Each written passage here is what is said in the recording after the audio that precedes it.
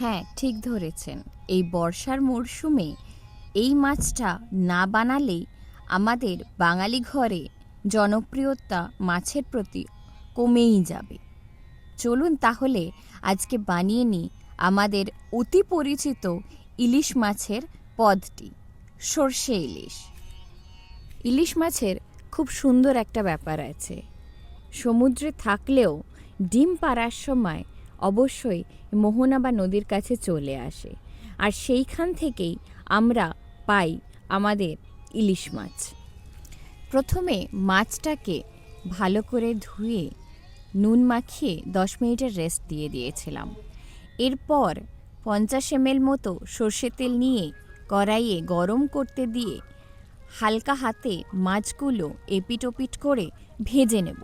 বেশি ভাজা ইলিশ ভালো লাগে না, তাতে স্বাদটাও অনেকটা মৃদুমন্দ হয়ে যায়। তাই কোনো রকমে 1 মিনিটের মধ্যে এটা ভেজে নিতে হবে। মাছগুলো ভেজে তুলে রাখার পর একই পাত্রে আরও একটু সর্ষের তেল দিয়ে একে একে দিয়ে দেব পোস্ত, ফ্যাটানো টক দই, সাদা কালো সর্ষে ও কাঁচা লঙ্কা দিয়ে বানানো যে পেস্টটি তৈরি করে রেখেছিলাম সেটা, নুন, হলুদ। অল্প আঁচে বা আপনি গ্যাস নিভিয়েও পুরো মিশ্রণটা ভালো করে একবার নেড়ে নিতে পারেন। দরকার পড়লে এই সময় অল্প একটু জল দিতে পারেন। ফুট ধরলে ঝোলটা মাখো মাখো অবস্থায় থাকতে থাকতেই আমরা দিয়ে দেব ইলিশ মাছগুলো, দিয়ে দেব কাঁচা লঙ্কা একে একে, আর সর্ষের তেল ওপর থেকে ছড়িয়ে দেব।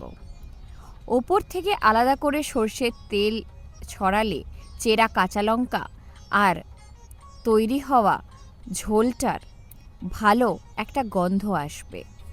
ব্যাস, এরপর তো আর কিছু না, কড়া থেকে নামিয়েই সোজা পাতে চলে যাবে।